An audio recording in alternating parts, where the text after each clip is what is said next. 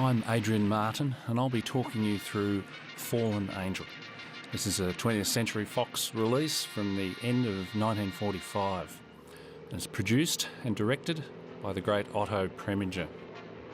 Now, being both his own producer and his own director, Preminger knew that you had to start a film with a bang.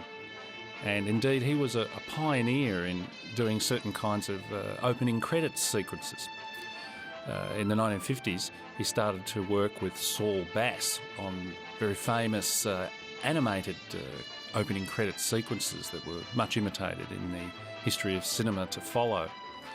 But even here in the mid-40s, when he was working at Fox, before he became an completely independent producer, Preminger was experimenting. So here we have this famous opening shot of Fallen Angel, forward motion on the road, the credits written like street signs. Commentators on this film often confuse this shot with the one now. Of course, they're not the same shot, they're two separate shots. But what a great way to go from the credits into the start of the film. Now, with Preminger's films, there's only one real rule, which is follow the camera. Because, man, this guy was something else with camera movement. So we've gone already with the driver to the middle of the bus. Introduction to our hero, or rather our anti-hero, Eric Stanton, played by Dana Andrews. And look at the way Preminger gives you like a close-up, but within a long take, a long shot. This is something that we'll see again and again in this film.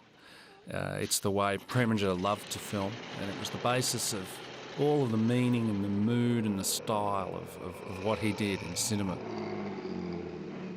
You'll notice here with the camera, just following the camera closely at this point, it's constantly moving close and withdrawing from the actors. To see this guy in the small town of Walton between San Francisco and Los Angeles, and to move closer into him and to move back again. This kind of back and forward movement of sort of coming in close, kind of an empathy, and then a drawing back, a distance, is a very important part of what Preminger does. Yes, 3 days. Now, from one man alone, we're going into the core of this movie. Where do you get off keeping it from the police 72 hours? Eric enters Pop's bar. Mr. Johnson, that's all. A woman has disappeared, a woman named Stella, who we're going to see make a rather extraordinary entrance pretty soon. Well, we'll find what took her. All these guys, and you'll notice that they're all guys, are all pretty hot and bothered about the disappearance of Stella. This film is in many ways about a woman who creates obsession in men. They all get fixated on her. And this leads them to some very strange behaviour, as you'll see in the course of the movie. Now look at the way Preminger does this. He's got this quite large amount of characters in this scene. We've got the cop here, played by Charles Bickford. We've got this chap at the back. We've got Pop there behind the counter. We've got Eric. And in any other film, if it was not as well directed as this one, you'd have a feeling of claustrophobia, of maybe too many people in the scene, of too much being introduced at once too quickly. But Preminger is an absolute master at having scenes where there are a lot of characters coming in and out, a lot of points of interest, a lot of things to be established. Now, coming up very soon is going to be the introduction of Stella, played by Linda Darnell. Wow, what an introduction. Preminger was great at this sort of stuff. He always wanted to find the right clothes, the right hat. This is really a film about hats, by the way. Incredible interplay of hats in this movie. The right gesture, the right costume, the right lighting, the right pose, and the right moment in the scene. Because the way Preminger did these films that he made in the 1940s and into the early 50s, where he was working at Fox and he was doing these thrillers, these very particular low-key thrillers, and he was starting to develop this style of the long take. That is to say, a shot that goes for a long time, where, as I say, you have a large number of characters going in and out, and you have a lot of camera movement. The camera is always reframing the action and framing different groups, different combinations or constellations of the people in the scene, as we can see here. We're going from a 3-shot into the 2-shot. And this kind of play constantly with different arrangements of characters in the frame is one of the things that Preminger was great at. And in terms of that question of timing, he really structured scenes in a very theatrical way, but not in a stagey way. He really structured things on beats, meaning, when a scene is getting intense and then when it's falling off a bit and you got to bring it up again and you have a little lull and then you have a high point. He totally worked that out, and he really did work it out before he got to the set. Preminger was a guy who never took a writing credit but supervised every line of the scripts of his films. And indeed the writer on this film, Harry Kleiner, was indeed a student of Preminger's at Yale Drama School in 1939. And Preminger was so upset that the people he'd taught weren't getting jobs in Hollywood that he gave this guy a job writing this film. And so, naturally, that was a writer who went on to write many great things, including Bullet and several Walter Hill films in the 80s, much later in Harry Kleiner's life. But this is the kind of collaborative relation that Preminger would have with his writers. Okay, now let's talk a little bit about Eric Stanton, our anti-hero here. He's a guy with no money. Money is a very important subject in this film. You're very aware of who's got it and who hasn't, how much they've got, when and where. It's quite an obsessive theme in the film, and it's very carefully, closely tracked. Now, Eric's a bit of a scam artist, as you'll see the extent of how well he can scam in this film. He's just scammed his way into a bedroom, and into a bed for the night, simply because he saw that sign that there was Professor Madley was going to give a show in town. And so he's figured out that he'd be staying at this room, and he's conned his way into the room. Yes. This is one of the many great dialogue passages in Fallen Angel. Never heard of you. As I say, the dialogue, no improvisation in a Preminger film, very carefully worked out, and very classic 1940s hard-boiled dialogue. There's a great moment in this scene that we're watching now where the guy's quizzing him and he says, so you know Professor Madley. And Eric replies, yes, in the good old days. He says, well, how old? Old enough to be good. A marvellous line that I try to use as often as possible in everyday life. I came up to put the bite on you. So this sort of hard-boiled kind of repartee in the film is a very important thing, and of course it's one of the things that gets this film related to the famous genre of film noir.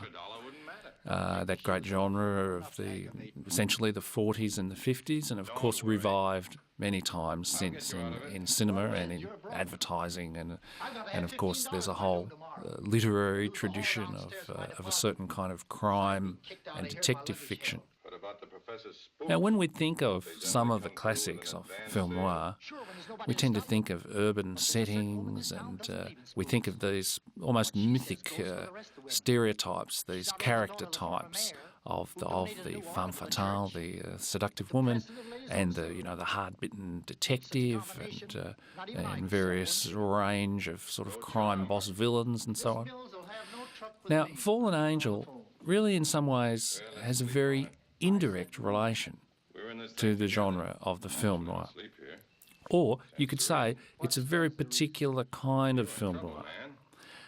And how I'd put this is that really it's a film about not these sort of mythic types of the femme fatale and so on. It's about everyday losers or everyday survivors, a type of character that Preminger was very attracted to throughout his entire career. And these everyday people exist in this kind of setting, which in this film, of course, is a small town, the small town of Walton. So you've got these characters who are not glamorous. They may be good looking, but they're not glamorous in any conventional movie sense. They're not in the big city. And even at the level of the light, of the lighting, of the iconography, of some of the visual elements, Fallen Angel doesn't look entirely like what we think of as a film noir. Indeed, there's a great deal of bright light in this film, rather than darkness. This is something that Preminger used throughout a series of films that he made, beginning with Laura, a very famous classic that he made before Fallen Angel, and then on through a number of films, including Where the Sidewalk Ends, Whirlpool, which is on another Madman DVD, Angel Face in 1952. Most of the films were made for Fox. Angel Face was made for RKO under Howard Hughes. But in all of these films, which are in some ways thrillers or mysteries or crime films, but often very loosely so, Preminger uses sunlight, daylight, bright light. Indeed, you'll see in this film, Fallen Angel, as in many of Preminger's films, that he loves to have little daytime luncheon scenes where his characters, talk about some pretty important things, or they have their first meetings, or whatever it might be. Quite deliberately the opposite of the sort of night-filled, nocturnal atmosphere that we associate with the traditional film noir. Of course, at this time that Preminger was making Fallen Angel, 1945, because he wasn't thinking in terms of film noir. People didn't talk about film noir in 1945. The term came later, the label, the genre label came later. But of course, Preminger was very aware of the kinds of films that people were making at this time. He really schooled himself very assiduously in what people were doing and how they were doing it, and he always studied other people's films around him. He always wanted to know what was happening in cinema, not only American cinema, but cinema from other parts of the world too. A wonderful transition there from Alice Faye as June Mills, living in the Mills house with her slightly creepy sister, to Stella, played by Linda Darnell. Transition, a comparison. One of the things that Preminger's movies are based on is very constant comparison of characters. The filmmaker Peter Bogdanovich, American filmmaker who began his life as a critic and journalist, had a number of opportunities to interview Preminger because he befriended Preminger. And there's an interview where Bogdanovich asks Preminger, well, when you had these two characters in the film Laura, played by Clifton Webb and Dana Andrews, did you mean to compare them, like to have them as mirrors of each other? And Preminger says, well, when you have two people in the same film frame, it's hard not to compare them. And he was being flippant and droll, as he always was in interviews. Preminger actually didn't want to speak terribly seriously about his work, which he claimed to have forgotten. Like every single film, he says he forgets it the moment he finished it. But the principle of comparison, of comparing different people, the way different people act, the way different people react, the way they deal with situations, that's absolutely at the core of what Preminger was about as a director and as a storyteller. He was fascinated in an almost scientific way with people, with their reactions, with what makes them tick. This is something we'll come back to a number of times. It's an interesting bit of background to this movie. 20th Century Fox studio. Darryl F. Zanuck was one of those famous old Hollywood moguls, and he was in charge of Fox. Alice Faye, who we've just seen in the previous scene, was in earlier days than this, 45, a big Fox star. But she'd come into some conflict with Zanuck, and at this point of her career, she was sort of getting phased out.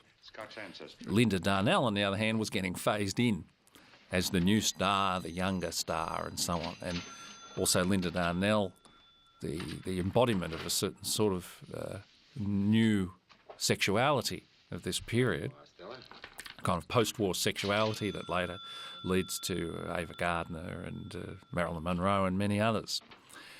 Whereas Alice Faye was someone who'd been in musicals. She stood much more, in fact, for the small-town girl, the wholesome kind of star and so on. And indeed, there was much more of Alice Faye in this film originally than we see today. I must say for myself, I find this film perfect as it is. I'm hardly aware of anything that could have been cut from the film, but indeed there were a good number of scenes that were in the script and that were shot that didn't make it into the film. And they were scenes involving Alice Faye, including some scenes between that character of June and her sister, played by Anne Revere as Clara Mills. Now, one thing that you'll notice in this movie, and in fact we could go through the whole movie just looking at this, is the very subtle and brilliant way, and by the way, that was one of the many references to money in the film and the handling of money, the counting of money. Because, as the critic Bob Baker said, this is a film where every cent counts and every cent is in fact counted. But the point I wanted to make is that we could study this whole film in terms of the way people look at each other and what's hinted in the way that people look at each other. The glances they give each other or refuse to give each other, whether they're hiding from each other's eyes or whether they're meeting each other's eyes. And the whole constellation of relationships around Stella, because Stella gets around, it is in the eyes. It's all between her and the Charles Bickford character, Mark Judd. We've seen one of those looks, and we'll see these kind of looks all the way through the film, particularly between Stella and every man who comes into her constellation. It's very important, very simple and obvious, but important that Stella is always surrounded by men in the film. Has almost no relation to women, whether it's friends or as anything else. And, and of course no mother, no sister, like she has no family. This is something that Preminger was always very interested in, to have characters who either didn't have families or the families were elsewhere or they were invisible in the film itself, or they exist in very weird families. I think today we'd call them dysfunctional families. They tend to function in Preminger, but very strangely. And in particular, Preminger seemed to have a little bit of a story interest in incest, in various hints of too close relations between family members. That's something that's in a lot of his films, including the great Bonjour Tristesse of the late 50s, Angel Face that I've already mentioned in 1952. And in this film, although I don't quite see it myself, some commentators like to think that the relationship between these two sisters right here, the Mills sisters, is a little suspicious, and particularly in terms of the desire to possess or control of the older sister over the younger sister. Certainly, it's an odd family unit, whether or not you go with the incest interpretation or the hint of incestuous desire. It's not a question of physical acts, it's more a question of desire, of feeling. And whether or not you go with that, it's definitely a strange relationship. By the way, speaking of strange relationships, there's a tiny detail that we've just seen and the camera has passed by, which is the character played by Charles Bickford, Mark Judd, and his wife. It's the only moment in this film that you see his wife. She doesn't look too happy. And that's an important clue for many things that we're going to find out later about that guy and the way he behaves and the way he carries himself. In fact, there's a lot of passing details in Preminger. Passing details that say a lot. Sometimes you get a whole glimpse of somebody else's life story that you're not going to actually get in the plot of the film. Gee, that was awful mysterious. This is another one of my favourite bits where Stella is very impressed by that rather chintzy kind of low-grade spook show, as they keep referring to it, the spiritualist spook show. And she's very impressed by the show. I'd like a drink. Another one of those tiny details that takes you away from the stereotype of the femme fatale, because Linda Darnell as Stella in this film, you know, is not some like super glamorous seducer.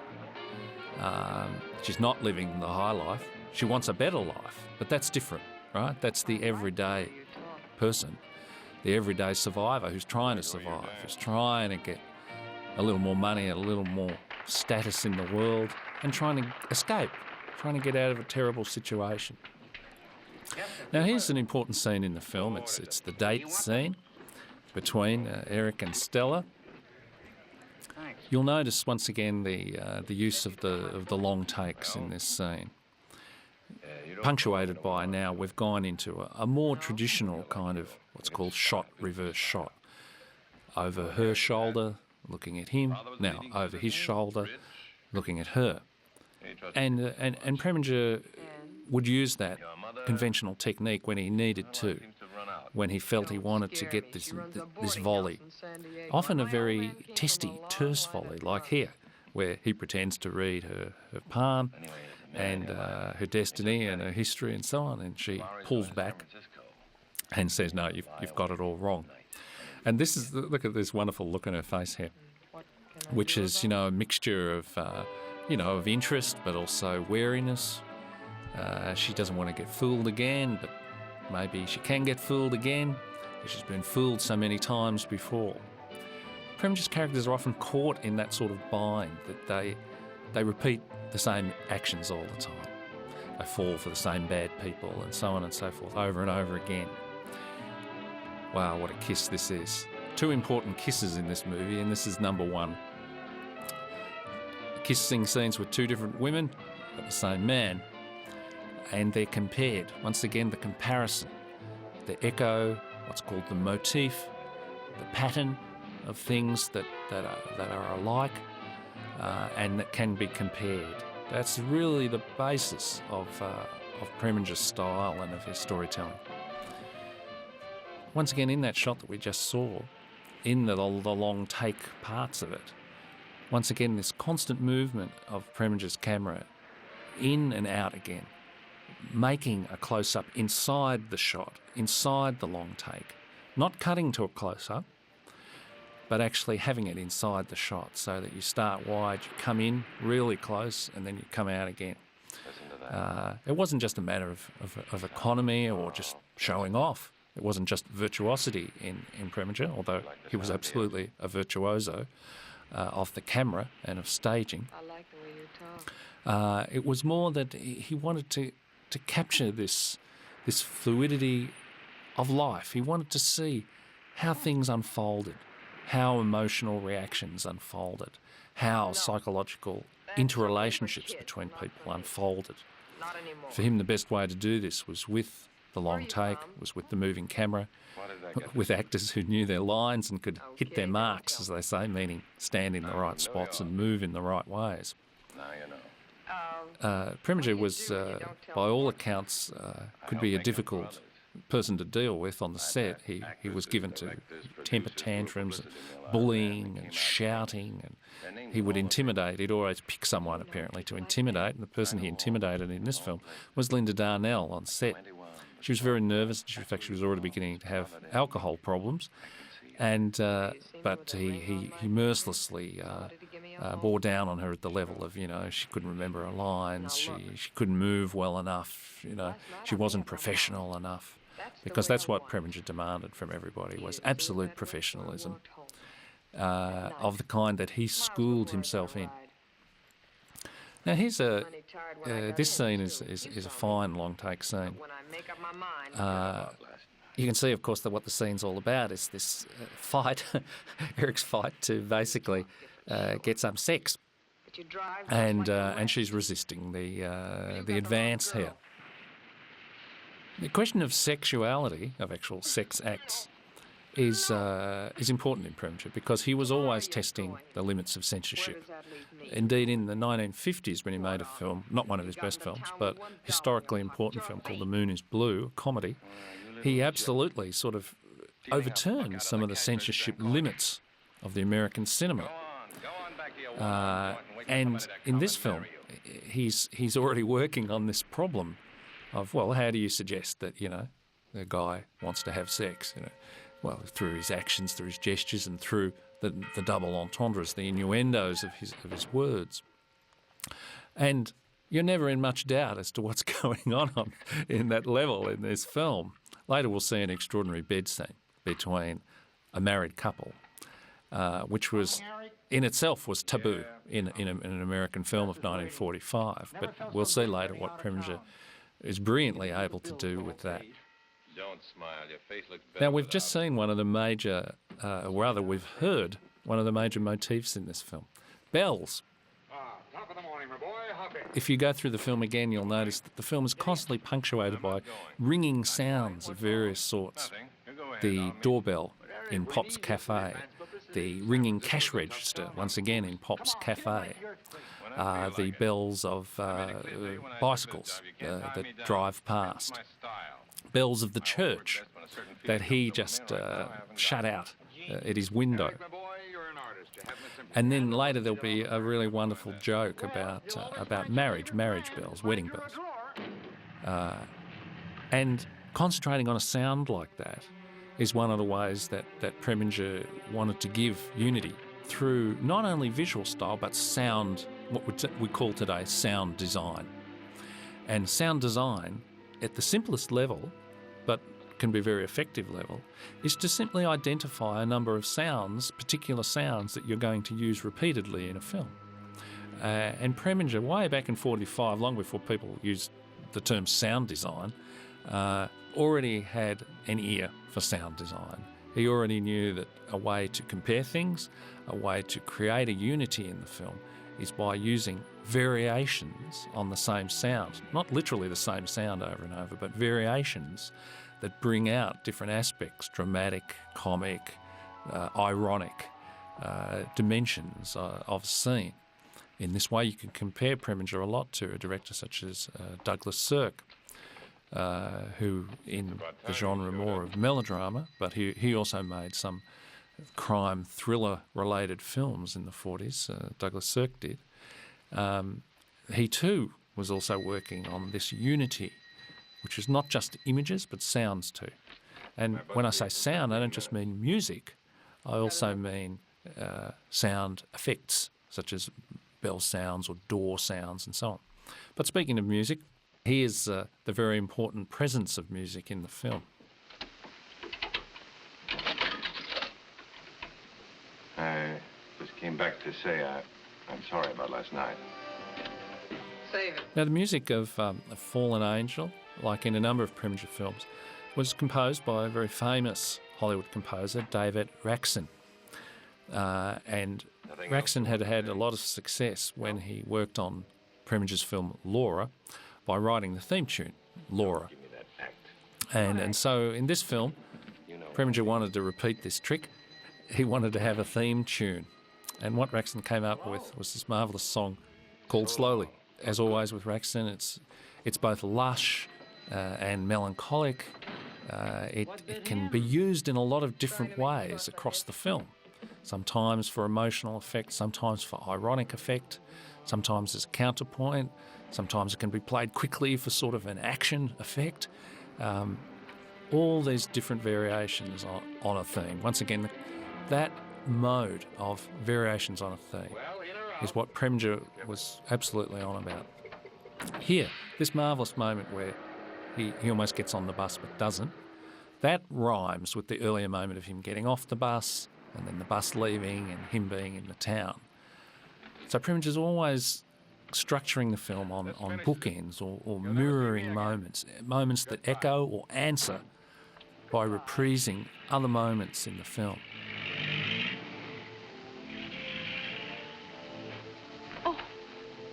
Always leave him laughing.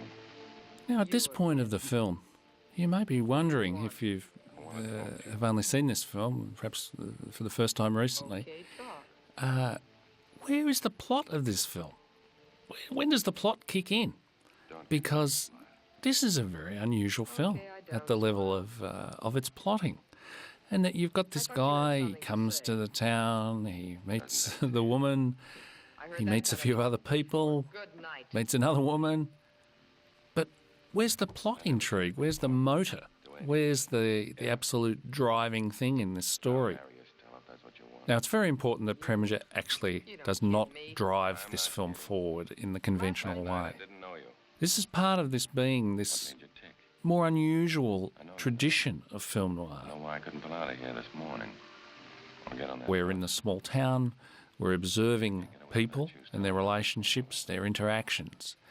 And you could call that in a certain way description. Preminger is describing, he's surveying, he's looking around at these different people, their different ways of coping with daily life or not coping, their ways that they survive or that they go under. And so Preminger deliberately holds back on the plot motor, which hasn't actually really started yet.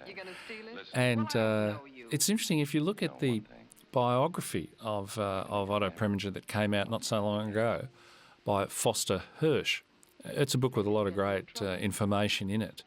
But there are moments where Foster Hirsch sounds like a rather bad film reviewer for Variety magazine, where he'll say things about this film, where he says, it was Otto's usual problem with plot structure, that he couldn't get a good plot happening. And then Foster Hirsch quotes a review from the time period, 1945, which said, typical idiotic film review saying, oh, this film's got three different plots in it and can't make up its mind which story it's telling.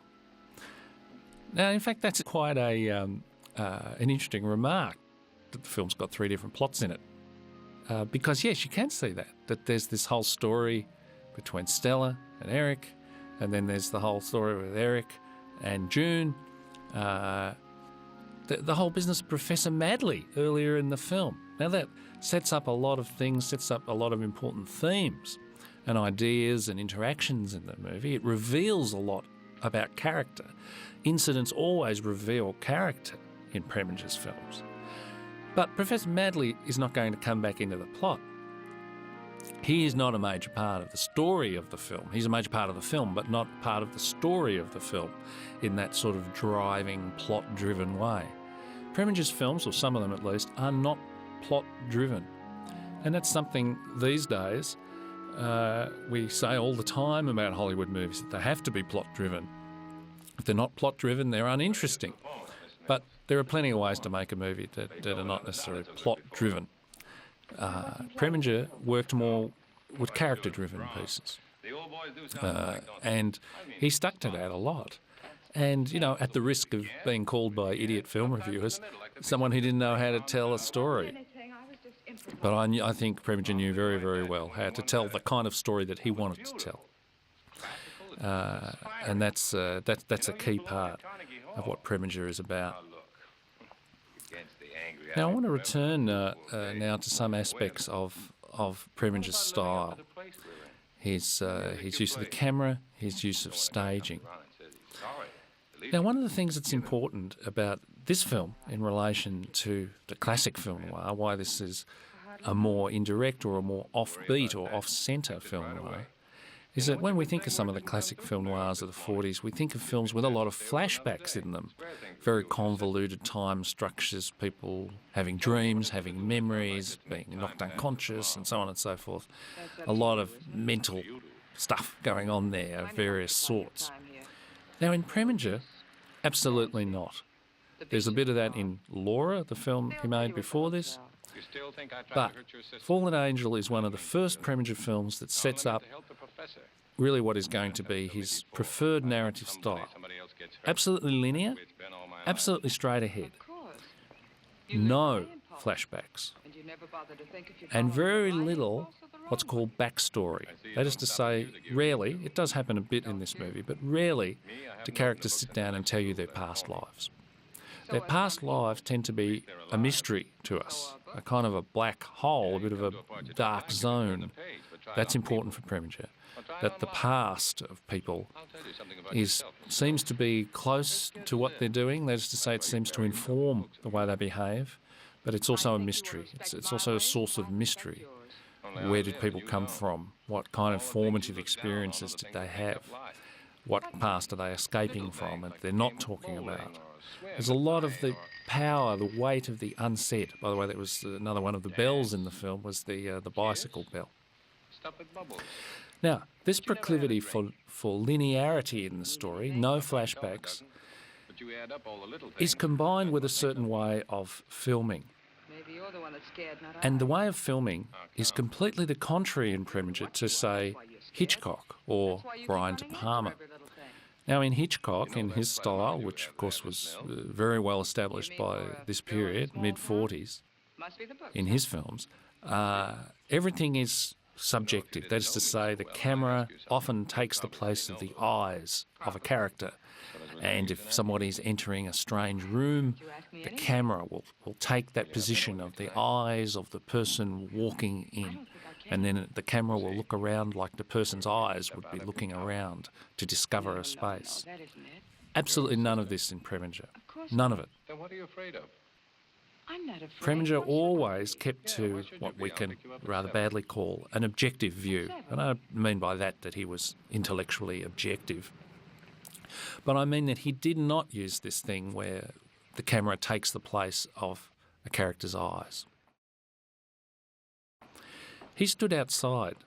That didn't mean he didn't have effects of like empathy or sympathy with his characters. There are some very powerful moments in Preminger, including in this film, where literally when the camera moves closer, we have a powerful effect of intimacy, sympathy, empathy. But he never did that by using subjective shots, almost never. And in the film Whirlpool, you can see a very remarkably strange example of subjective camera, one of the very few in Preminger's career. But in this film, which is, as I say, the first typical film of Preminger, we're not going to have those subjective effects. Now here at this point of the film, we have another rhyming scene.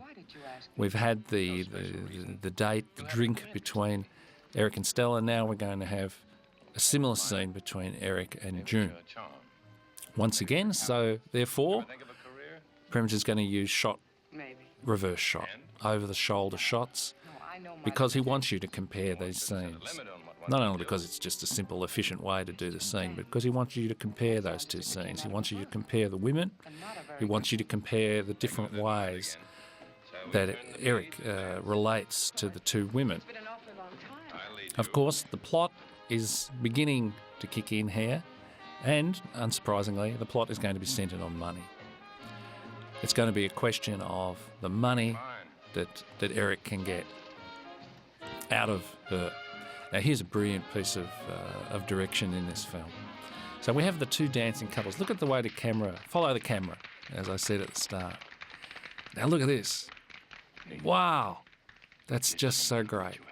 To suddenly come in close, to get that two-shot, the intimate whisper between those characters, and in which she says something surprising. She says, "Oh, I never walk out on a date," basically.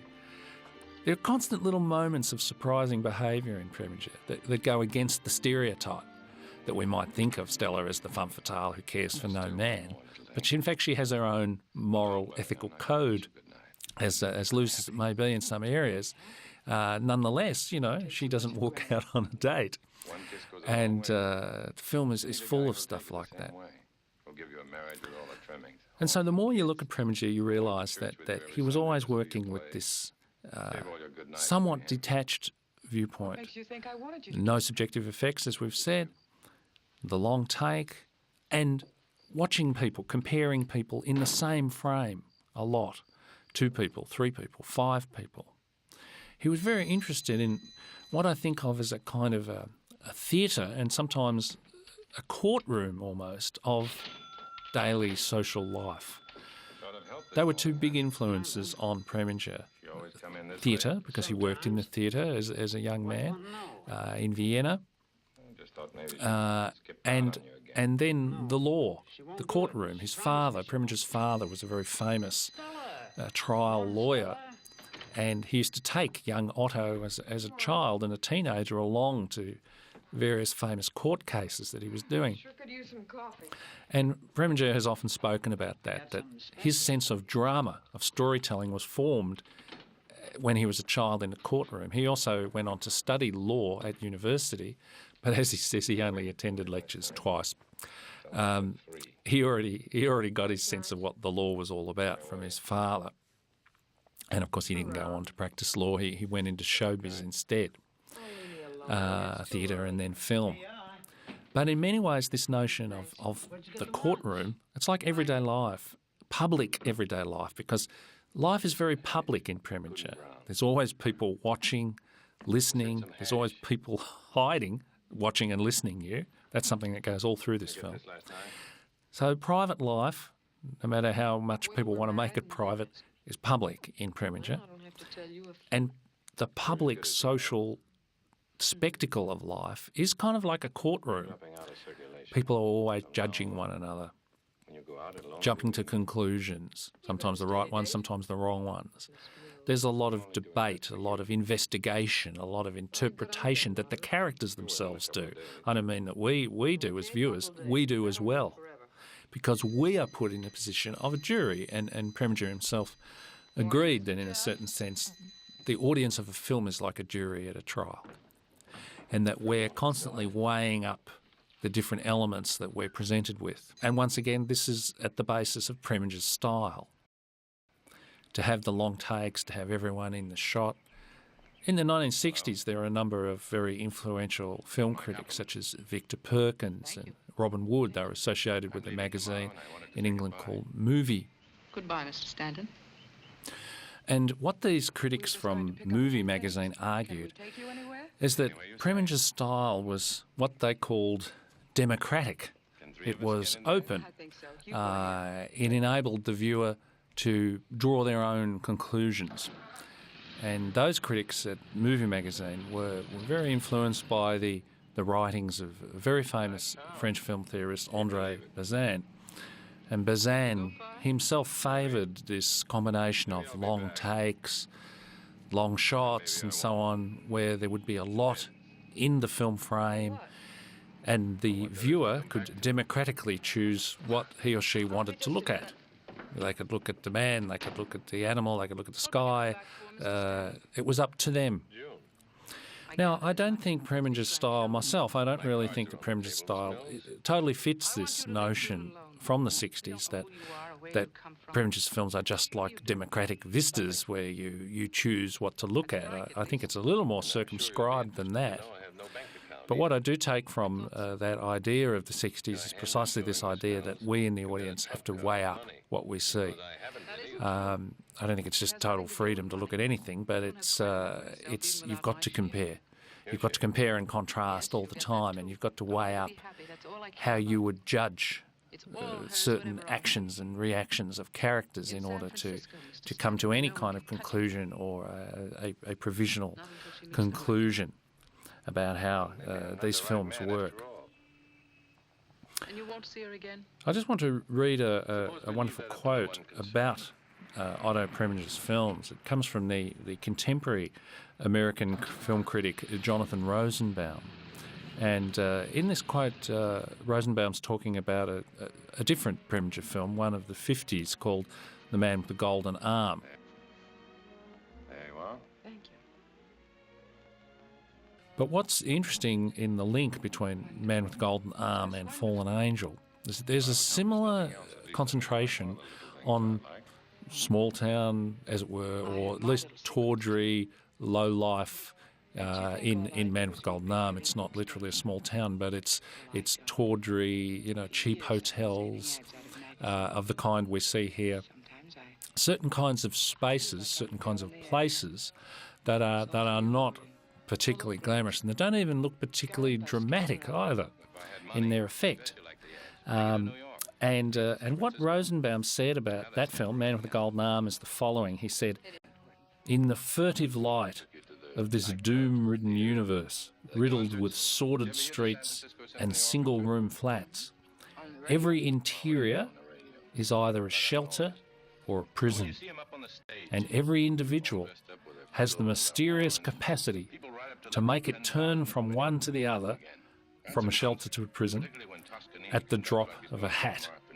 If Preminger knows what grants his characters that power, he isn't saying. I think that's a wonderful statement about Preminger that you can apply completely to Fallen Angel.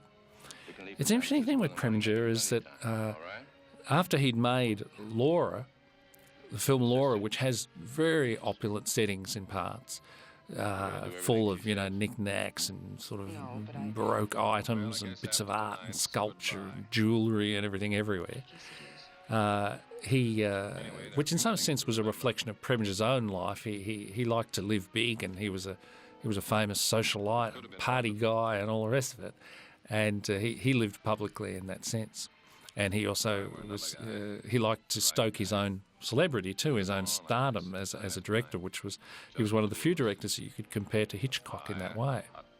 But when Preminger went on to make this series of films that Fallen Angel begins and goes through Where the Sidewalk Ends and Angel Face and so on, he got more into this space of the sordid streets and the single room flats, these rooms that are kind of bare, kind of minimal, and that can be either a shelter or a prison. And what's interesting in what Rosenbaum says is that this power of the characters, they can turn their setting from a shelter into a prison or a prison into a shelter. That's very important in Preminger, that even though Preminger in a certain sense has a little bit of the bit of the gaze of Fritz Lang about him, sometimes you get a sense that there's a malign fate in store for these characters, that bad things are going to happen that are out of their control, and they're going to walk into the trap. As we'll see a rather extraordinary example of this happening soon in the plot of Fallen Angel. So there's that sense of what's called determinism, of people's lives being preordained, mapped out in advance, and usually in a rather bad or tragic way. But all the same, in Preminger, there's a hint of that sort of Fritz Lang style of universe.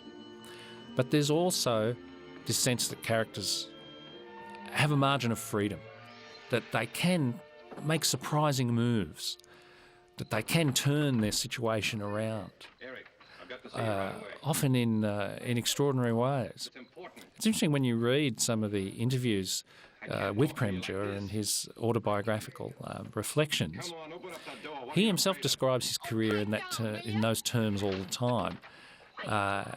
He's talking about how, basically the studio was a kind of a prison. It was a kind of deterministic system. 20th Century Fox was a kind of a vast machine that he had to find his way in. But he talks about these moments where suddenly something switched, where suddenly the first director, Ruben Mamoulian, who was assigned to the film Laura, was thrown off. And Preminger just happened to say the right thing at the right moment, and there was somebody else in the room who said something, and finally, suddenly, he got the job. And his career as a director was relaunched at that moment. And so there's this very interesting tension between things that are very fixed in a sort of fatalistic way, which of course is very much part of the film noir universe, and then this capacity for the characters to turn things around. It's fascinating to look at the work on character in this film, because on the one hand, if you were looking at it not very closely, you could think of it as just a stereotypical film with these two-dimensional characters, caricatures, whatever. But in fact, the more you get into this film, the more that you see these fascinating moments of character revelation, hints of the past, or hints of what really drives the characters, hints of what they really want. It was interesting once Peter Bogdanovich, who I mentioned in his interviews with Preminger, said to him, made the observation that a lot of Preminger's characters tend to be obsessed. They're obsessive people. they get fixed on a woman or on a cause or on something. And Preminger, as usual, said, well, maybe he would never commit himself to these sorts of intellectual pronouncements about his work. He was happy to let people like Bogdanovich make these claims. He didn't have to back them up. But he did say, yes, well, you know, we're all obsessed. He says we're obsessed with our work and with our lives, and which pretty much covers everything, I guess, in the field of obsession. And indeed, it is an absolute constant in Preminger's films that people are compelled. They work out of a certain compulsion, whether it's sexual desire or whether it's desire to fix up some problem out of their past, desire to get something, to find something, to make a difference in the world. It crosses many different sorts of plot situations in Preminger, many different sorts of story premises. But obsession really is a driving force in his work. And so what you tend to see in his films are these characters that are in the grip of an obsession. And in Fallen Angel we have a whole bunch of characters that are in the grip of an obsession. And then we see the workings out, the unfolding of this obsession. And that phrase, that word, unfolding, is really a key one when we're watching Preminger's films, because with the long takes, with the certain non-plot-driven mode of telling a story, what you really are looking at is like a slow unfolding of something, a slow unfolding of a person. They slowly open themselves up, not necessarily to each other in the film, but to us.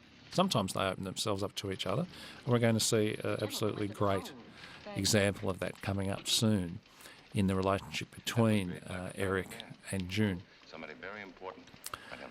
Another way to look at this, and another quote that's worth bringing in, is from the great Spanish film critic Miguel Moyes. And Moyes, who's a huge fan of Preminger, considers Preminger one of the greatest of all film directors. I tend to agree with him. What he says is that what Preminger is on about is that when he shows you a scene, when he shows you an interaction between a group of people, and he's talking particularly about the films that Preminger made later in the 60s, like The Cardinal, Exodus, Advise and Consent, very, very big sort of epic grand films with many, many characters and often very big world politics, world history kind of plots. But the principle of those films is the same as these films of the 50s, these more intimate crime, mystery, thriller, psychological films. Same kind of camera style. Even though Preminger always said, I don't have a style, I make every film differently. He said, if I thought about my own style, I'd be paralysed. I can't do the same thing twice. But there is a style in Preminger, no doubt about it, even if it was somewhat not willed by Preminger, it was there. In fact, that would be a perfect Preminger situation.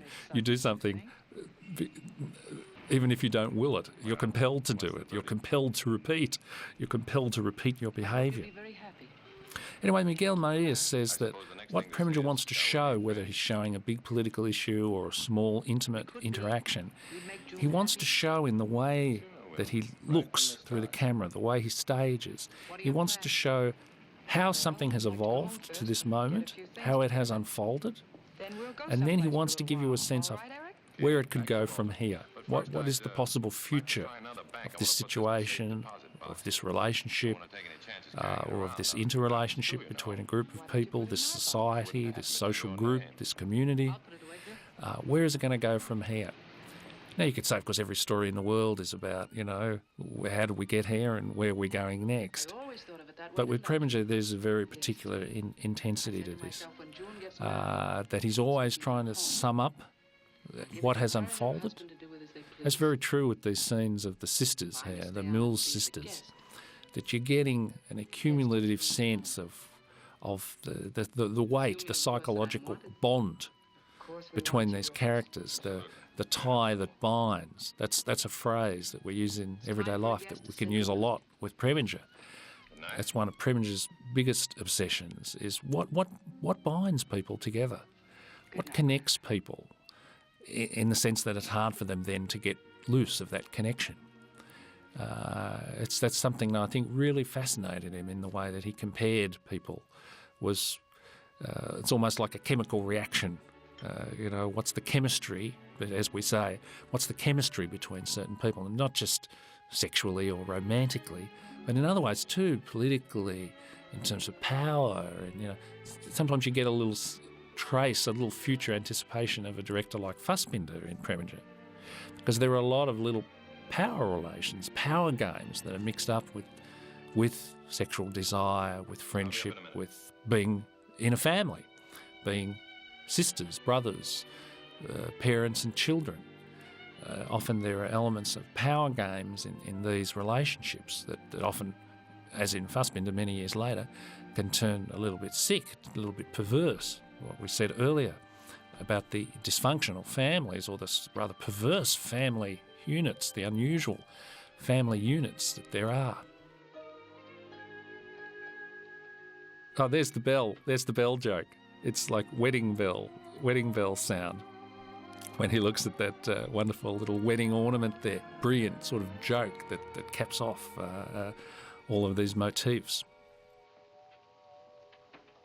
Now, one thing I want you to look at in Preminger, once again we could go right back to the start of the film and start over from this angle, is gesture.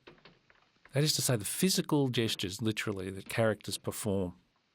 Now, one of the things that Preminger, I believe, was an absolute master at was that he would give his actors, what we call in the trade, bits of business. And in other words, physical actions to perform while they're speaking, while they're doing their dialogue. They're also usually doing something else. Even just something as banal as drinking a cup of coffee or lighting up a cigarette, or here, putting on lipstick.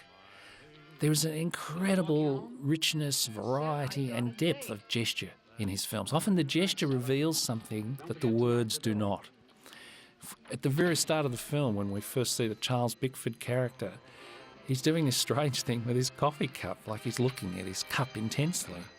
The more you look at that moment, you realise that that is a sort of a sign that betrays his intense feelings for Stella. And there are many, many things like this in Preminger's work and in this film. In fact, it's a brilliant lesson in filmmaking and in directing actors, which is one of the things that Preminger was teaching at Yale in 1939. He was teaching direction and the direction of actors. It was something he himself did a lifelong study of. And he was so certain of his own method in this regard that when he made Laura, and he took over from another director, and he had a cast who, including Dana Andrews here, who were somewhat turned against him. They weren't predisposed to like him. He came on and the actors started complaining, "How dare you direct us? How dare you tell us where to move and how to speak? What do you know?" His career was still pretty young at that time, even though he himself was almost the age of 40. And Preminger said to those actors, "Look, we're going to film the scene two ways. We're going to film it your way, you act the way you want to act, and then we're going to do the scene my way. I'm going to tell you how to act. And tomorrow we're going to watch both versions in the Russia's room, and you're going to see that I'm right." Next day, it's exactly what they did. The actors came, they watched the two versions of the scene, their way, his way, and at the end of it they said, "OK, Otto, we're in your hands." They completely knew at that moment that Otto Preminger was a guy who really knew what direction was. At the level of how do you blend actors? How do you get their different levels to work together? Some are from the theatre, some are purely film actors like Dana Andrews. Others perhaps are untrained actors, unprofessionally trained, more like naturals, as we say. How do you get those actors on the same page, on the same frame, as it were? And one of the major ways that Preminger did it was through gesture. Here, for instance, once again, a very simple thing of like drinking the cup of tea, coffee, whatever it is, and giving them things to do, walking. Walking is a marvellous thing in Preminger. The whole relationship between these two characters, Eric and June, is totally set up in like a scene of them walking through the city, through the town, the streets of the town, walking through a city later, and then all of the prowling that goes on between them in scenes like this. So you can have a good time worrying?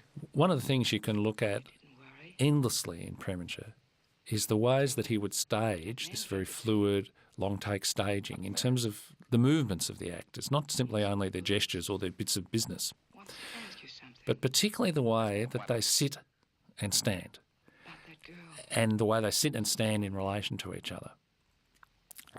Because this is a very interesting challenge for any filmmaker. If you've got some characters sitting and some standing, there's an inequality, right? There's a dissymmetry in the frame. How are you going to frame that so that it looks good? If somebody's standing and somebody's sitting, there's a group of people sitting and a group of people standing. How do you go from one to the other? How are you going to move them around? How are you going to get the standing person sitting and the sitting person standing? Once again, Preminger, like Douglas Sirk, was a master at this kind of stuff. Preminger deliberately went for that dissymmetry, for those effects of tension, of uneasiness, where one character is standing and another is sitting. And then he would move them around over and over again. Look at this right here. 3 characters standing and 1 sitting.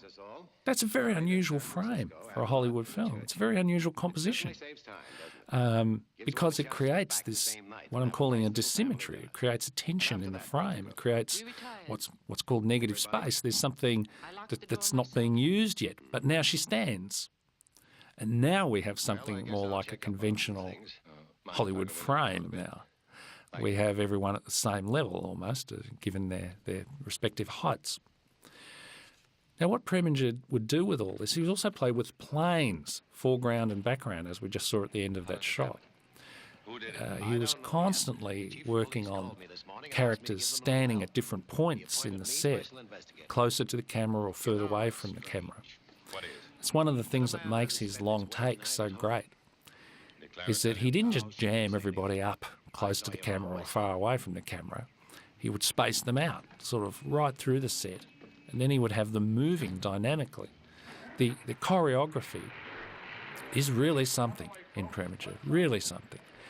And, anyone who wants to watch a film in order to get some good tips about how to be a filmmaker could do a lot worse than to study Preminger, because it's so magnificent, the work that he does. But what's important about it, I think, is that it's not necessarily showy. It's not the kind of film, if you watch Fallen Angel for the first time on late night television or something, you don't necessarily turn the film off and go, wow, what a fantastically spectacular director that guy is.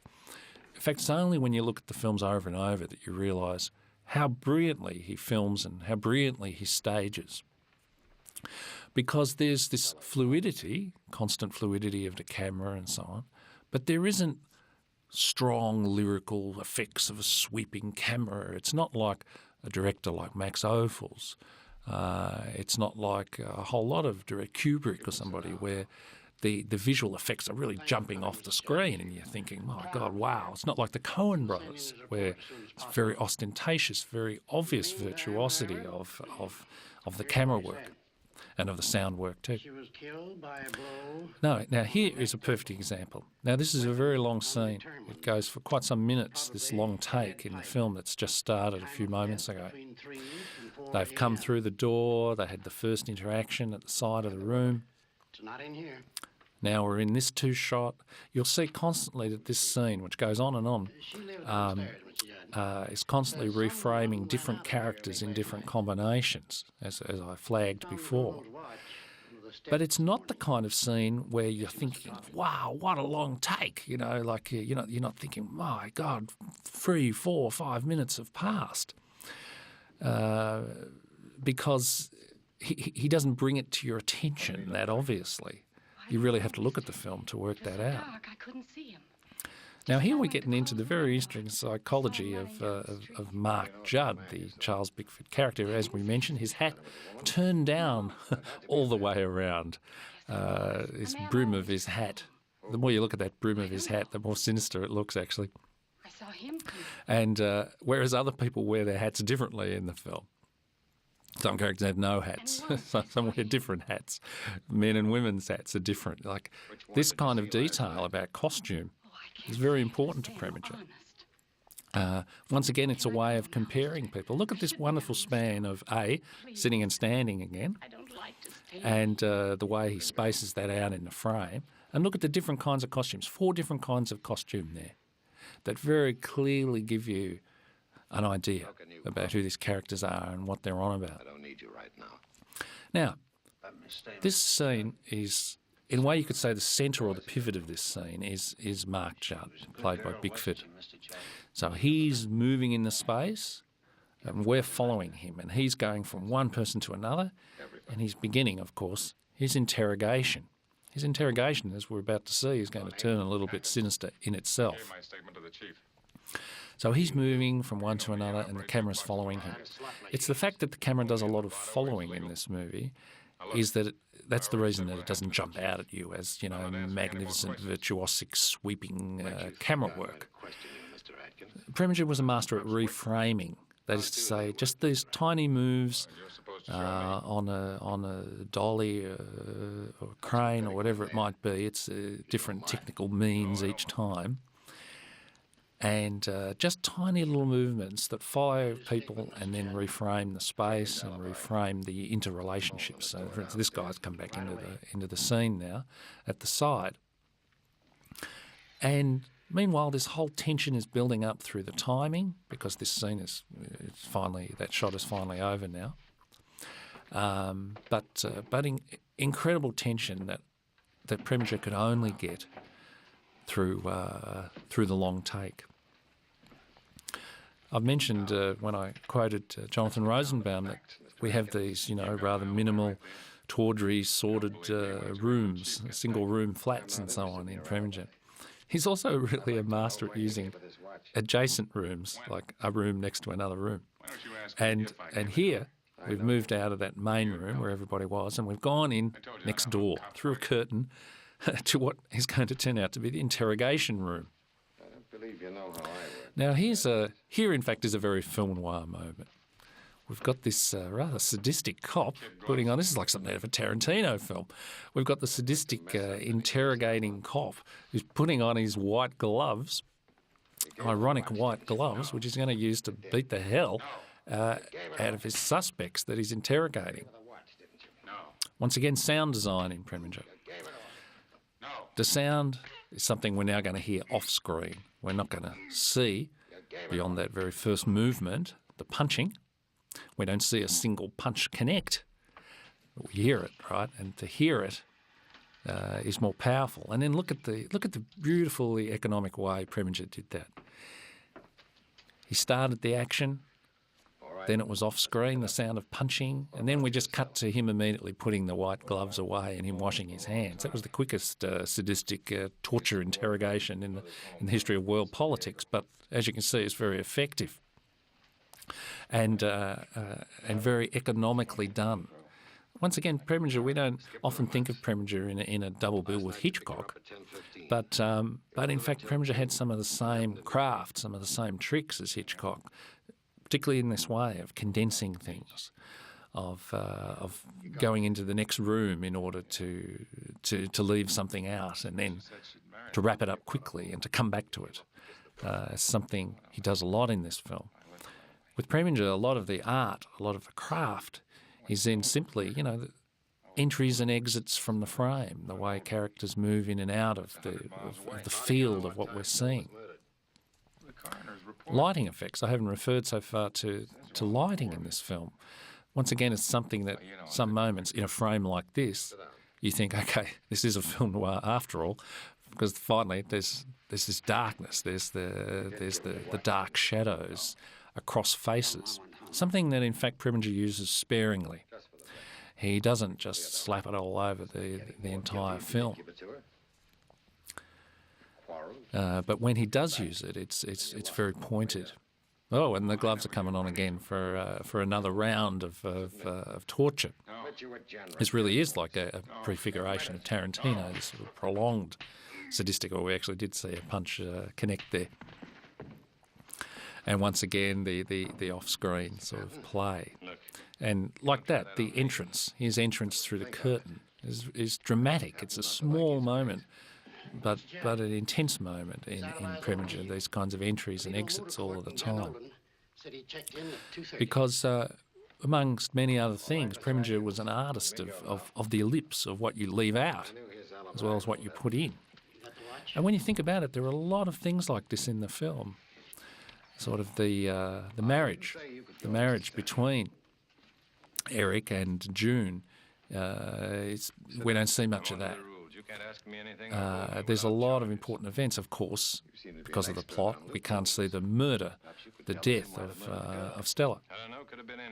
We see its consequence. We see its aftermath.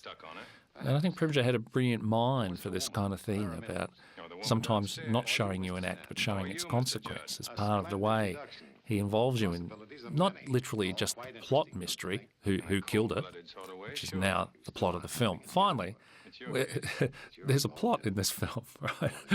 Stella's dead. And that kind of came from nowhere. We could have imagined that Stella might come to a bad end, but there's nothing that really flags that earlier in the film. So finally, we started to work on this plot with money, him marrying now the woman for her money, and now the murder. And those two plots, in a way, the second plot, the death, cancels out the first plot, which is getting the money in order to marry Stella. That's doubtless what, the foolish film reviewer of 1945 meant when he said, oh, look, there are all these three plots that don't fit together. Well, they fit together very well in the way that Preminger wants them to fit. He's very interested in that what happens when one plot cancels another plot, when one plot line, death, suddenly puts an end to another plot line, scheming for money. That's interesting to him, that collision. It's part of that notion of surprise. It's part of what tricks fate, actually, that life isn't completely predetermined. There are surprises. There are curveballs. There are things totally from left field. And it's funny we use that phrase, from left field. There's a lot of things happen from left field and from right field in Preminger. I mean, literally, things are always entering the frame from left and right, from top and bottom. And those elements of surprise are the things that can take a destiny off course. And as I mentioned before, that's the way Preminger always described his own career. A phrase that Preminger loved was, a little coincidence can go a long way. A little coincidence can go a long way. Which is exactly what happens in Fallen Angel, right? The coincidence of the death in terms of the other plot is what absolutely, completely changes the film around. It totally turns the film around. Because now we're going to enter a very new set of personal relations in the film. This is a fascinating part of the movie that begins at this point, because everything now has been redefined. Everything that's going on between the characters in this film has suddenly hit a different plateau. It's completely different. Eric, as we can see here, is already deeply disturbed, troubled. He hates himself. He wants to get out of this fake marriage. He actually doesn't, in a sense, want to bother her any longer, and he doesn't want to bother himself having to stand around. He's guilty, absolutely racked by guilt of various sorts. Now, her psychology is fascinating. June's psychology. Why does she stay in this relationship from this point of the film on? She talks about it a fair bit, and she says basically that she loves him, that she wants to make it work, that she believes in him, that she trusts him. On the basis of what? It's hard to know. It's purely this compulsion. It's this inner conviction that he is worth it somehow, that it's worth it to stay in the marriage rather than simply dissolve the marriage instantly. Now, to mark this new plateau in the film, this whole new set of relations, we go to the city. Now, this is something we might think, oh, okay, now it's becoming a little more like a conventional film noir, because we're in the big bad city of night here, and we're going to be in one of these seedy hotel rooms that Preminger loves so much. Now, look how bare this room is. It's fantastic. Absolutely nothing ornate about this room. But this room is going to be one of the most important settings in the film. What's going to happen psychologically and emotionally between these characters is going to be one of the absolute crowning points of the film. And in fact, one of the greatest passages in Preminger's work is this relationship. When I look at this scene, it makes me think ahead quite a number of years, almost 20 years, to Contempt, the famous film by Jean-Luc Godard, made as part of the French New Wave in 1963, where the central piece of that film, Contempt, is a 30-minute scene between Brigitte Bardot and Michel Piccoli, man and woman, husband and wife, and they're going to work out with great difficulty, in a sense, the destiny and what brought them to this point in their marriage. And they're going to do it in these rooms, in this very room, as Leonard Cohen once sang. And this is it's a beautiful thing in cinema when a director can really nail this, when they can really work out a relationship between two characters, and they can, as it were, saturate this space, this room, this place, so that all the emotions of the scene get mapped on to the physical coordinates of a place. Which is one of the main ways that, in our own lives, when we remember things, we remember emotional events often in terms of a place, of a space, of a room, a bedroom, whatever it might be. Okay, now, this is in fact a bedroom, and we'll start to see the signs of how Preminger's working with this interesting censorship taboo.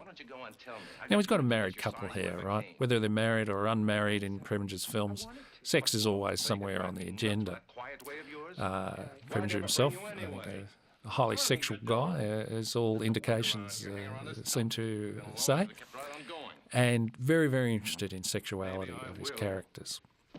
In all ways, their physical sexuality, their emotional sexuality, their desire, every aspect of this is something that interests him. So already we've started to see how he's mapping the emotions into this space. That beautiful shot of Alice Faye at the end of the scene, the camera moves in on her, a moment I like to think as a moment of absorption, of absorbing, like she's absorbing, she's reflecting on where she's got to at this moment, this rather difficult moment of her life where she's stuck with this guy, but she believes in this guy. He, meanwhile, is on the flight path. He's fleeing. He's trying to flee in every way that he can. But he can't. And when you think about this character in the film, that's what he's doing all the way through. He sort of tries to flee but then can't. He goes to get on the bus and then he stays. He walks out on his wife here and then he returns. So the characters are caught in these repetitive spirals of behaviour, but sometimes there might be a chance for a breakthrough in the personal relationships. Now, this is what this whole scene is about that we're watching now. So we've entered a new, once again, look at the very clever way that Preminger works with a space, even completely visually unprepossessing space like this. It's a bland hotel room, but now he's already worked out that he can use this off-screen space of the bathroom, of the shower. It gives a whole other effect, a whole other dimension to the space, and enables us to concentrate on him. Now, this is so Preminger, this scene, right? How many directors would put this bit of business in? Dana Andrews walking back and forth, handing a bathrobe to his wife. Other directors, other filmmakers would consider that an absolutely wasted 30 seconds of film. Why concentrate on such a ridiculously normal, banal action? But, as we said before, banal actions are absolutely not banal to Preminger. All actions reveal something. All actions reveal states of mind, and often conflicted states of mind.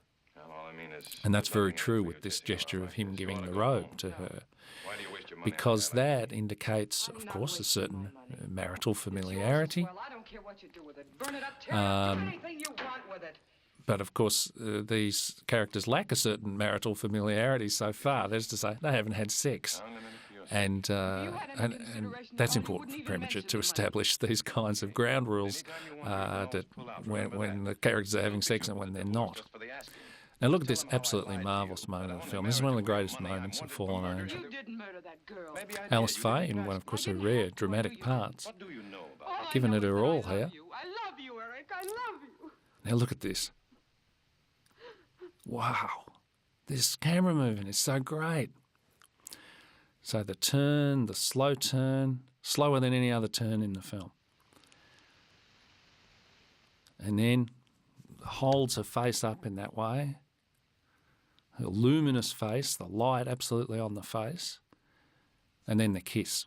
Well, two great kisses in the film, and you just saw number two. batting average. How many times I've And now, transition. home run? Okay, we're in post-sex here. Like the time in New York. A very typical Hollywood way of indicating discreetly that sex has occurred. Guy comes along. What's Now, the point whole business rest of over this me? part of one of the levels of this scene, Took it. is Preminger wants a bed scene A couple of hours. between married lost half people. of it back. As far as Preminger's concerned, that's completely adult and fine to show this. But of course, he was totally up against the whole censorship mechanism of Hollywood in this. So he finds a whole lot of brilliant ways. A, he keeps the characters dressed. B, he uses the famous conventions of, sometimes Don Andrews has one foot on the floor and all this kind of stuff. But basically, he's trying to circumvent every censorship law of 1945 in this scene. I want to know. It's totally great. And even within all of those constraints, all of those restrictions, even having to have the characters dressed in coats and so on like she is at this moment, within all of that nonsense, really, and Preminger would have thought of all of that as nonsense in a way, that he had to deal with those censorship restrictions. Within that, he is able to deliver this feeling of intimacy between his characters. And it's very important that as a viewer, you have to be able to believe in this turn in the film, this emotional turn in the film, that he is falling in love with her, and that he's committed himself to it, because that's the thing. It's not just a question of being in love or being out of love. It's the question of the tie that binds. It's a question of the commitment that one character makes to another. That's the thing that Preminger is interested in, I think, above all else, actually, is what is the commitment that one person makes to another? Is it a commitment that holds? Is it a commitment that binds? Like everything in my life. Is it something easily thrown away? Is it a commitment never made? Calm, easy go. For instance, that's the whole drama earlier for Stella, is precisely, will she let herself commit herself to this guy? And her way of dealing with that is to constantly say, well, get me the money and come on, prove yourself. And, that other girl's not so stupid. She's got the ring on her finger and I haven't.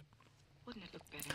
And but despite herself, as it were, despite her rational self, she finds herself emotionally and erotically committing herself to him. She connects herself to him in that way. And then, of course, that tie is broken by an exterior factor, which is death, which is murder. And so now we're in this next part of the film, this next plateau of the film, as I would like to call it, where everything is shifted. Because of that death, everything is shifted. Now look at this. This is great. We'll go wherever you want to go. Here's the moment of actually getting two characters on a bed together in 1945. And, as I say, within all the restrictions, everything going on here, the smoking, everything has like a sexual feeling to it. And Preminger, was a brilliant. I would say he's a brilliant director of sexuality. He was a brilliant conveyor of sexual relations, even in a way the most oppressive or the most repressive sort of production conditions, which later, as I mentioned before, he fought against and overturned some of these restrictions in Hollywood. Single-handedly, he fought the legal fight against the censors in order to expand the range of what could be said and shown in films. And in some ways, Preminger himself went right to the extreme point in his own career. By the time he got to the end of the 60s and the start of the 70s, in a film like Such Good Friends, he made with Diane Cannon, I mean, it's quite a shocking film in some ways, in terms of its sex, its violence, its presentation of human bodies, of medical procedures, There's all sorts of like rather grim and confronting stuff in that movie, very modern movie that Preminger made in 1971. Preminger wasn't afraid of that. He always wanted to modernise. He always wanted to keep abreast of modern cinema and to reflect. He was very influenced by the French New Wave when he saw the films that he himself had helped influence. He had helped influence the French New Wave. It was he who discovered Gene Seberg and then saw Gene Seberg in Preminger's films, Saint Joan and Bonjour Tristesse. That led to Breathless, starring Gene Seberg.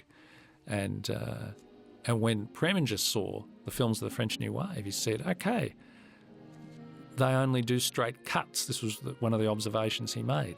No dissolves, lap dissolves like we're seeing right now, very brilliantly and beautifully done.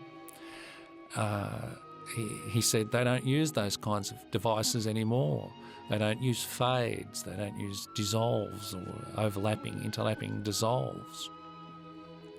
Everything's straight cuts from one scene to the next, from past to present, and so on. Something that he immediately tried to emulate in the 60s when he took that in. So Preminger was a guy who absolutely anticipated the future of the history of cinema.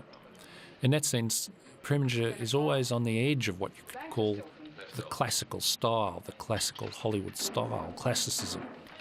I mean, his films are beautifully classical. This is a wonderfully classical film.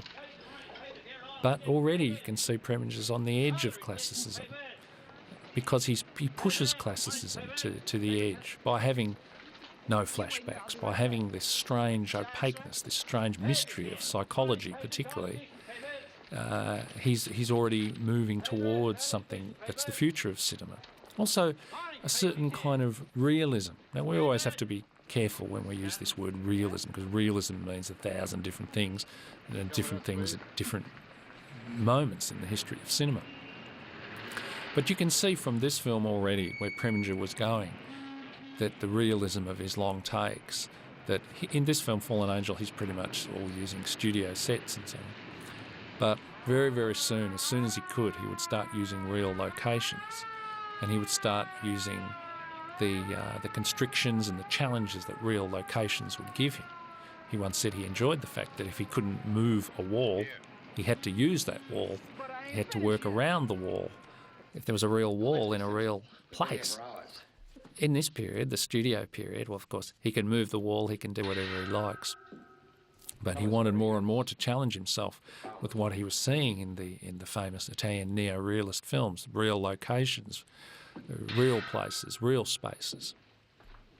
What's intriguing is that even though when he was working in a studio here, he was already anticipating that too, because he was using these minimal, rather bland sets, deliberately so, and trying to map the emotions onto the decor, onto the set. And he was a true trailblazer in that way, in the way that he did that.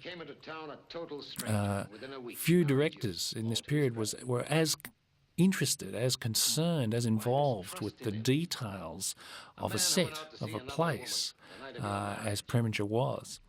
And so even in a totally studio-made film, he was already looking forward to the later evolution of his style. Now, at this point of Fallen Angel, we enter the kind of events that Preminger truly loves to film, which are scenes of interrogation and investigation. I mentioned earlier his background in law through his father and through his own brief legal training as a student. And in a way, there's nothing that Preminger invests more intensity in than in scenes of speculation, interrogation, investigation, interviewing, like police interviews and so on. Something valuable.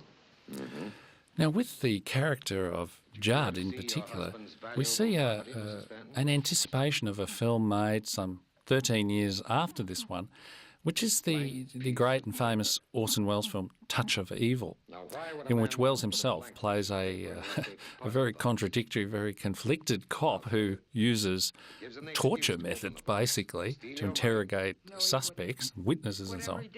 And you can see all of that already here. I mean, I imagine Wells probably saw this film and took a few tips from it. So, why does Preminger love these scenes of interrogation? In a way, it is once again it returns to the film as courtroom trial idea. That there's no actual thing we've got to go on except the signs, the traces, what people say, what they are revealing, that they don't mean to reveal, and also the interpretation, different characters interpreting each other, different characters telling different stories, different versions, different accounts of what happened. A lot of Preminger films are based around courtroom scenes. Hurry Sundown, Anatomy of a Murder, which is one long, very long part of that film is a trial. Many of Preminger's films have courtroom scenes, literally. Many of which are very ironic, very droll, very funny at the level of, you can see the manipulation of the truth in the way that people tell a story and the way they present evidence. Well, as we'll quickly learn, there are some good reasons why Judd wants to manipulate the truth, which is precisely to divert it from himself. Now we're in the final play-out of this film. Now look at this, we've gone in a way right back to the start. Dana Andrews has ended the space. He's drinking his coffee again. Judd is drinking his coffee again. We've once again got the comparison of those wonderful hats they wear. And but at this point, once again, the character of Eric has returned, right? He ran and now he returned, as he does so many times in the film. But this return, in a way, every return that he makes in this film expresses more of a commitment to stay, more of a commitment to another person. Originally it was a commitment to Stella, now it's in a way a deeper commitment to June. And so in this scene, he is going, of course, to slowly confront Judd with his hypothesis. And this is precisely the sort of courtroom trial kind of atmosphere that Preminger loves, is when characters get up and deliver their hypothesis. You know, I believe you did this at this moment. You came in and you did that. And then other characters either accept or reject that story. And that is the basis of the drama often in Preminger, is people accepting or rejecting each other's accounts of what happened. Fascinating with Preminger because he never uses flashbacks. It's not like we're going to get a flashback now that's going to show us actually really what happened. All we've got are the words and the gestures and the signs and the gestures, the bits of business that betray. Now look at this amazing business with everybody drinking cups of coffee.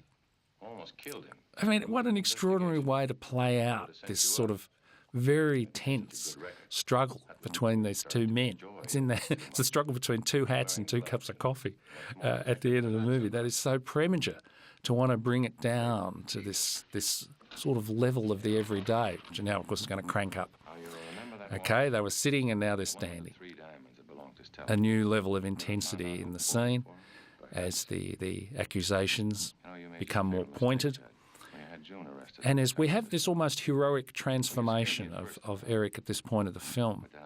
Some viewers find this hard to accept in the movie. I don't. I think this works very well psychologically in the film, that Eric has come on this sort of psychological journey where now he can finally go from an anti-hero to a hero of sorts, or at least a hero in the sense that he has committed himself to a person and he has committed himself to the truth, to telling the truth, as in a courtroom scene. Now, of course, our crooked cop produces his gun. You'll see a number of brilliant moves are about to happen. He's got a gun in one hand and a cup of coffee in the other hand.